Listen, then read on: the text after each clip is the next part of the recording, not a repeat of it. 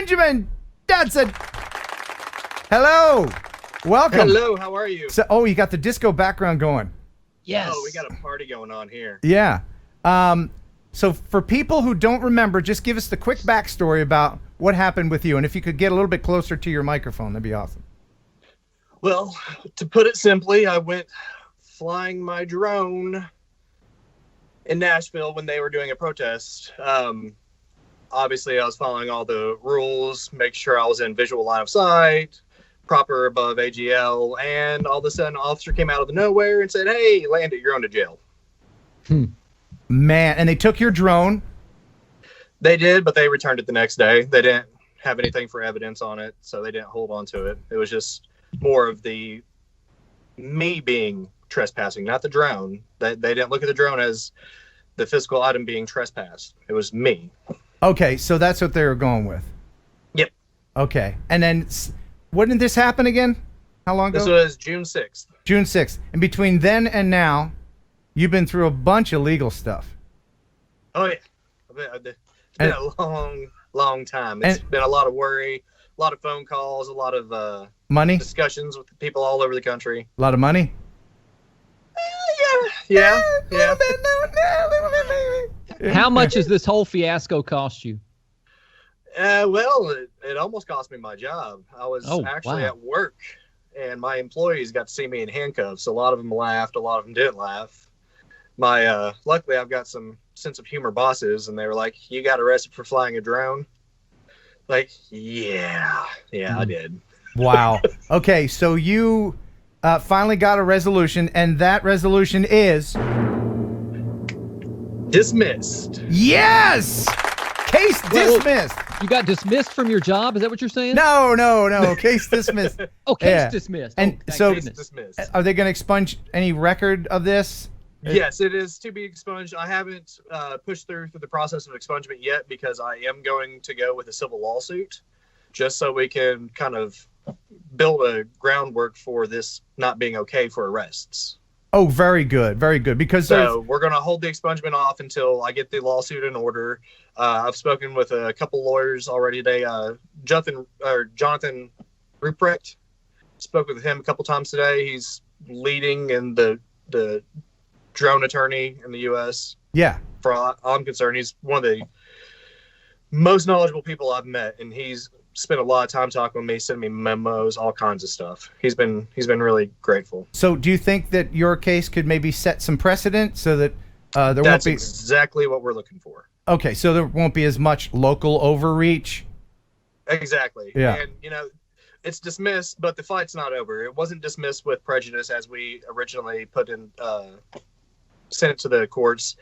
But, we have up to a year with statute of limitations for them to actually bring back charges. So they could possibly bring the charges back to me. They might see a lawsuit with my name and then bring the charges back. And then at that point, it's vindictive prosecution. So back when this happened, you told the arresting officer that it was okay, and you gave him the spiel that all of us drone people do, and tried to educate him, right? Yeah. They as soon as they got that badge on, there is no education for the public. Well, yeah. I'm not going to go there, but in this case with that particular officer, do you think that you could arrange with the court as one of the stipulations that you can have that officer appear in court, and on the record you can go up to him and say, "Ha ha, told you so"? I would love to. Even better, it'd be nice if we could get, they have an actual drone task force, and it would be nice if they would do some, classes about that, exactly what our capabilities as hobbyists or Part 107, doesn't matter. Let them know that, hey, we're in a Class G. They have no grounds for any kind of enforcement. Yeah, that seems to be the problem. There is a big disconnect with the rules, and a lot of authorities will just give you that blanket, nope, can't do it. And it's not, nope, can't do it because you actually can't do it and there's a law. It's nope, can't do it because I, as the officer, don't feel like learning about what can and can't be done. in any particular case. And it's incredibly unfortunate. And I'm not saying that, all cops are uneducated. There are several police officers that are out there that are educated in this, and, they'll check it out. And like many of you have done before, they'll come check it out. They'll learn a couple things and be about their merry way.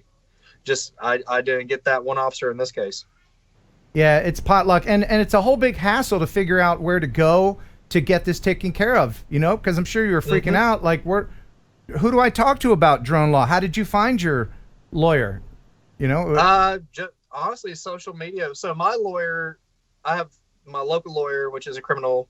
I've got multiple friends that have used them before. They said he's great, he's awesome, and I was able to get with Jonathan as well and link them two together, so that way his knowledge could be transferred to my criminal attorney, and then we could, better suit my my case.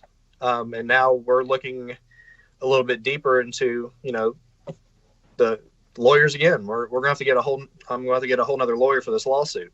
Kelly, did you have something? Are you going to become the face of the drone landscape as far as legalities are concerned? And what a face it is. Man. I chatted with James Benson pretty heavily, and he's kind of got it in the bag if he can get this whole appeal turned over. Oh, right. Yeah, that's another guy that we talked to, and hopefully that'll turn out all right. And for those watching and curious about him, I'll have an update as soon as one is available.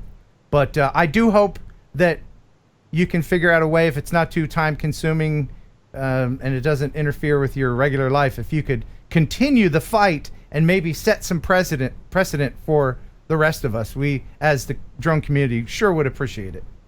Oh, yeah, that's the game plan. I've built my whole life around a little bit of trouble, and this one's actually for a good cause. So, well, you're in Nashville? I am, yes. Have you become a local celebrity in Nashville, and were you sitting front row at last night's CMA Awards? Unfortunately, I wasn't. I was at work. I actually I run a bar on Broadway, so. Oh, how crazy was that? Whoa! Wait! There's a bar on Broadway? Just one. Just mine. Yeah. Hey, man, thank you so much for popping on with us, and I'm glad it turned out all right for you. All right, thank you guys. And keep us up to date, will you? All right, will do. All right, see you, bud. Thanks. All right. See you, man. If you want to send in a video to be included on the show, you can send it here. KenHeronUpload@gmail.com. Include your music source, because YouTube will get its panties in a wad, if you play copyrighted music. And there is a solution to that, and that solution is Epidemic Sound. Free trial links in the description. You can have 30 days of free, copyright-free music. And remember, if it's not Epidemic Sound, it's crap! That's not their official slogan. It's just the one I made. It should be. It should be their slogan. Shit.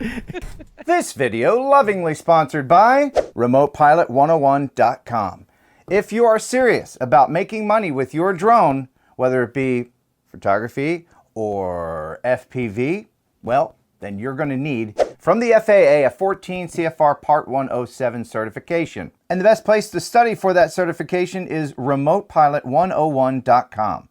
Jason Shepard is a pilot and author of 8 best-selling aviation flight training books. And yes, taking tests suck, especially government tests. But Jason breaks it down into 10 easy lessons into little digestible pieces that even someone like me can learn from. And if I can do it, you can do it, by golly. Each lesson is streamlined. There's no fluff. Everything you need to know for the test and nothing more.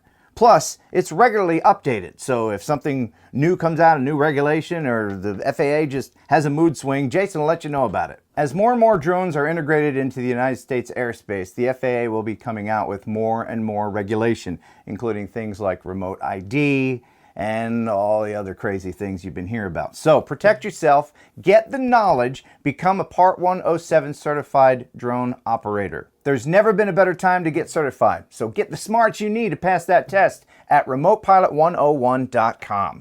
Use Heron18 to get 30% off. That knocks the price down to $104. Look at that! Boom! Magic time! 22,000 tests passed and counting.